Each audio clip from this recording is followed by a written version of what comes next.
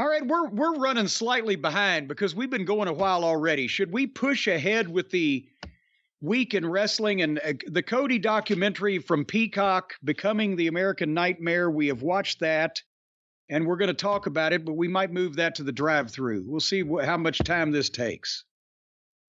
But there was a Smackdown. We will be moving it to the drive-through, ladies and gentlemen. Well, you never know.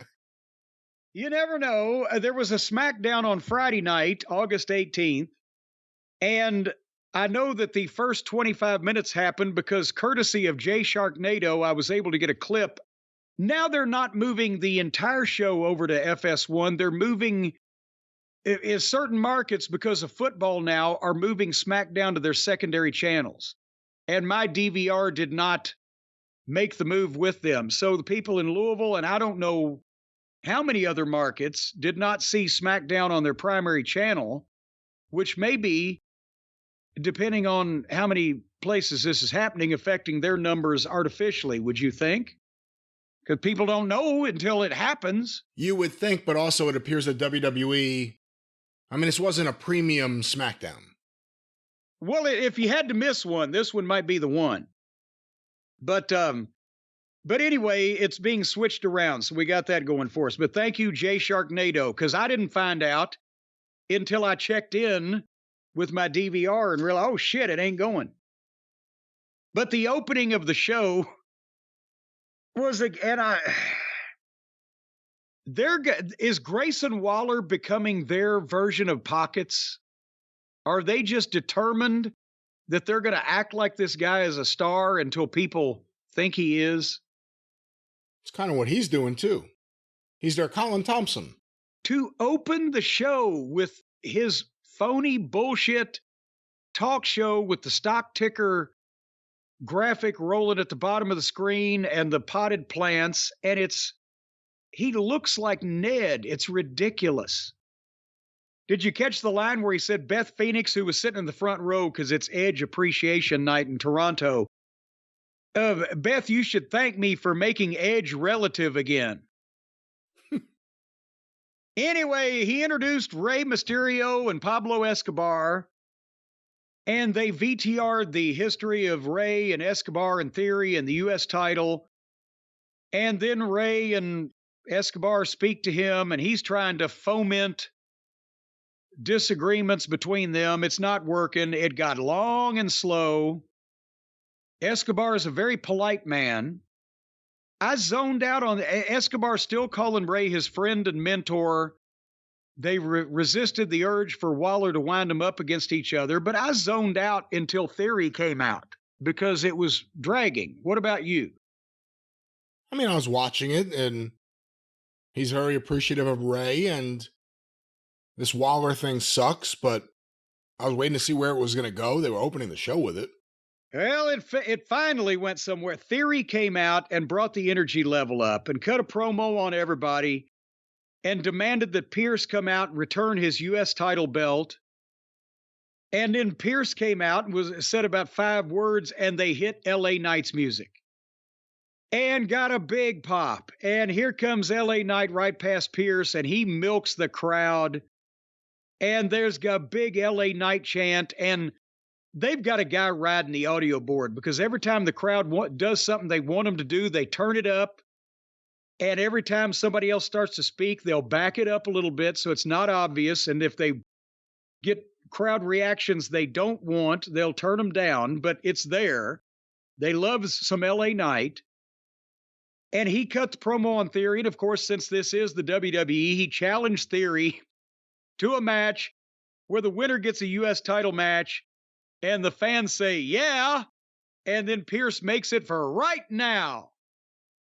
And suddenly Waller and everybody else is gone. And now we've got L.A. Knight and Theory with Miz on color.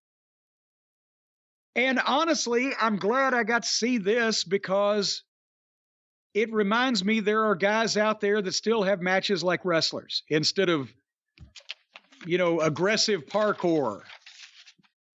It was a good back and forth match. I can't criticize it because it within the WWE framework, they did what they can do. They're athletes. They can work. They look great. They got personality. They were serious. LA Knight's got the babyface pizzazz going for him now, where he bounced Theory's head off the desk over and over, and the people would say, yeah, every time, and then threw him into Miz's lap. But they move like wrestlers. They're doing spots. They're boom, boom, boom. And finally, LA come back and forth, hit a DDT, chased Miz around, clotheslined him, even though Miz got stuck on the top rope. And as LA was doing that, Theory schoolboyed him, pulled his trunks, 1, 2, 3. LA Knight's right back up, but at the same time, he's like, motherfucker. But Theory gets that title match next against, well, now it's Rey Mysterio, and everybody's still involved. I like this part of the program because it's our boys. What'd you think?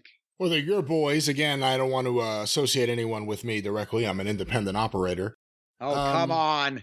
You're a smooth operator. You know, Escobar, I don't have a problem with Escobar, and we'll see where they go with that.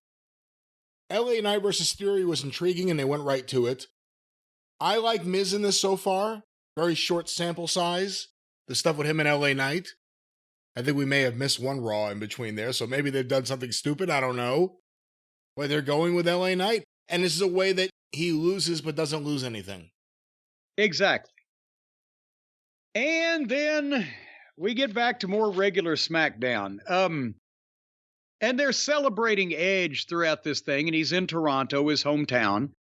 And they have stars with comments about him and everything. And I don't know what date it was. It was, well, it was 97 rather than 98. I saw his tryout match. I've told the story. His tryout match with the WWE or WWF then was against Christian Cage because they were friends. And it was definitely in Toronto. I remember that because Carl DeMarco was there watching the monitor, and JR was whispering to me that he signed them both up for $300 Canadian a piece a week. So, but that, I guess they're counting his debut rather than the first tryout match. That would have been 97, and I'm thinking it was in the big building in Toronto because they used to run the Sky Dome there, even for house shows. Nevertheless, then we got Bianca and Charlotte versus Io and Bayley. And I don't know whether we're going to be talking about this 25 years later, but after about 15 minutes later, Bianca hit her finish on Bayley, 1, 2, 3. And then they followed it up in the back when Bayley and Io attacked Bianca and pummeled her leg with a chair. So everybody's even, right? Right. Nothing more to say about that? Right. Right. Gallows and Anderson against Private Profits. Or is it Street Sweepers? Or Street Party? Private, who are these people? I don't know Profits. I don't know if they party anymore now that they're with Bobby Lashley. Well, no, they're the Street Profits. The Private Party were with the Hardys, and they don't party anymore. No, one of them disappeared. Whatever happened to Mark Quinn? I'm sure he's hurt. He's way too athletic to not be hurt in AEW. The Private folks won in about 2 minutes off of this. So I get Gallows and Anderson. Apparently they've got some steam of some kind. We had a bloodline package about Jay quitting and et cetera, et cetera. And then Paul was in the back. The only member of the bloodline on SmackDown this week was Paul, who wouldn't answer any questions that Kayla asked him, was not going to address rumors. He basically said absolutely nothing and was great doing it. And then got a phone call and found out Jimmy Uso is going to be here live next week. So that's what's going on there. And we were at the main event. Edge versus Sheamus. And remember, they asked for this match last week, and our friend Sheamus said, I hope you're not making a mistake. And there was some tease of some tension, even though the cover story was they'd never wrestled each other. They always wanted to. They had a great background. He had helped Edge when Edge came back after the layoff due to injury, blah, blah, blah. So you just knew something was going to happen, right? Well, wrestling history would point in that direction, traditionally. Guess what happened? Nothing. Nothing happened. They had a good wrestling match. I'm not taking it away. Good wrestling. They're two professionals.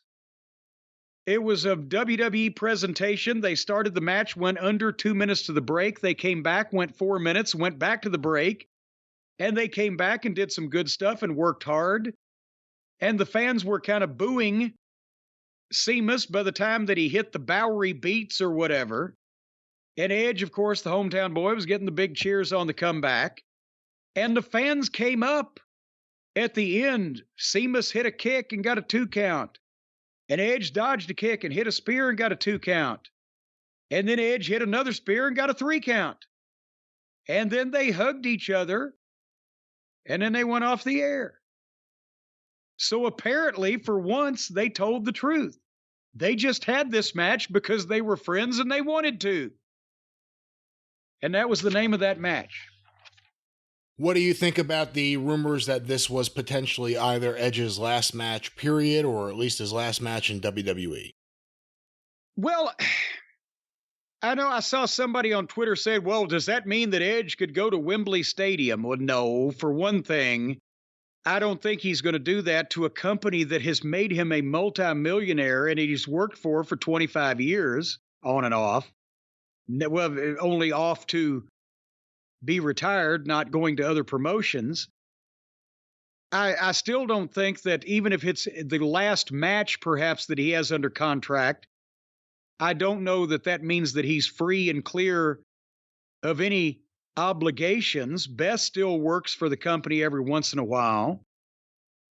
I don't honestly believe you will see that, whether it would be possible or not, but I don't think that he's technically free and clear of every obligation yet where he could just walk onto somewhere. But why would you do that? Why would you have this as a last match? Is that what you're saying? Or why would you go to Wembley? Well, no, why would you end like this? He's had a 25-year run with the company. They're still using him prominently, and he gets a big send-off in Toronto, and 10 days later he's at Wembley Stadium for the competition. I don't think he would do that. I don't think he needs to do that. I don't think the WWE is not giving him his notice or demanding that he retire. We haven't heard of any heat with him in the company. I believe I heard that AEW contacted him, before he ever came back to the WWE when he was still retired. And I can believe that because there's other AEW talents that live over in Asheville, North Carolina. But he came back for the WWE. There had to be a reason he wanted to do that. I don't think he wants to, get involved in whatever's going on over there right now. And I know you can say you never burn a bridge, but he can certainly get heat with a company that's done a lot for him. I don't think he's going anywhere. He might re-sign or he might decide to retire again now that he's done what he felt like he wanted to do. If he gets a crazy offer, but he brings it to WWE to match it or at least become aware of it before he accepted anything, does he still get heat? No, I don't see how you can have heat with somebody for saying, hey, these chuckle fucks over here across the street are trying to offer me $3 million per match or whatever. Just, you want to give me an offer I can live with so I can tell them no and get them off my back, but I can't just go home and collect stamps, so do something for me. That kind of thing. And they probably, remember Bret Hart? At first, he was willing to take less from Vince than he was from WCW because he didn't want to go. And then Vince ran him off anyway. So the lesson is never be nice to the promoter because they're going to fuck you in the end. Well, where would you rather be fucked? In the end or right up in your face where you have to look at it too? Well, that was Smackdown and the career of Edge. All righty. What, by the way, speaking of careers and whether you're getting rear-ended or not, is happening over at the Arcadian Vanguard side of things this week? Oh, there's so much happening, so much that I can only remember only a portion of it, but go through everything today. Find out information about all the shows on Twitter at Superpodcast or on Facebook, facebook.com/Arcadian Vanguard. Of course, every single day, Check out the wrestling news wherever you find your favorite podcasts, or directly from thewrestlingnews.com, your daily free wrestling morning newscast. All the news, none of the opinions, no star ratings. Get it today. The Wrestling News, thewrestlingnews.com. Of course, want to make mention of the latest episode of Stick to Wrestling with John McAdam, a look at the 1988 Morton Downey Jr. episode with Dennis Caroluzzo, Thunderbolt Patterson, Lou Albano, David Schultz, Jim Wilson, and a cast of thousands. What would you give to be in a room with all of those people at the same time again? You watch the audience and it's filled up with like everyone tied into the New York, New Jersey indie scene before there was one. They're all in that room and they look like fucking maniacs compared to the usual Morton Downey Jr. audience in Secaucus. They look like maniacs. But hear that today at McAdamPod.com, or look for Stick to Wrestling with John McAdam wherever you find your favorite podcasts. And of course, the 605 Super Podcast, The Mothership! Go through the archives today at 605pod.com, available wherever you find your favorite podcasts. The Mothership.